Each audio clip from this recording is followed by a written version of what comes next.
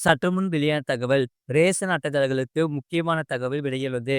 அத பத்தி தான் பார்க்க போறோம். நீங்க நம்ம சேனல சப்ஸ்கிரைப் பண்ணாம இருந்தீங்கன்னா, மறக்காம லைக் பண்ணிக்கோங்க. சப்ஸ்கிரைப் பண்ணிக்கோங்க. மற்றவர்களுக்கு தெரியப்பட்ட ஷேர் பண்ணுங்க. தமிழக சட்டப்பேரவையில் தொடர்ந்து முக்கிய அறிவிப்புகளும், மகிழ்ச்சி தகவல்களும் வெளியாகிய வண்ணம் உள்ளன.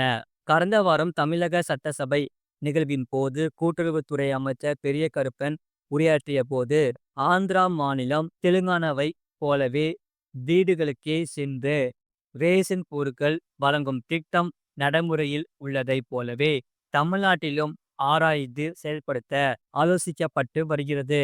அனைத்து ரேஷன் கடைகளுக்கும் சொந்த கட்டிடம் கட்டும் பணி மேற்கொள்ளப்படும் என்று அதிரடியாக அறிவித்தார். 19.62 லட்சம் புதிய ரேஷன் கார்டுகள் வழங்கப்பட்டிருக்கும் நிலையில் விரைவில் புது ரேஷன் கார்டுகள் வழங்கப்பட்டுவிடும் என்றார்.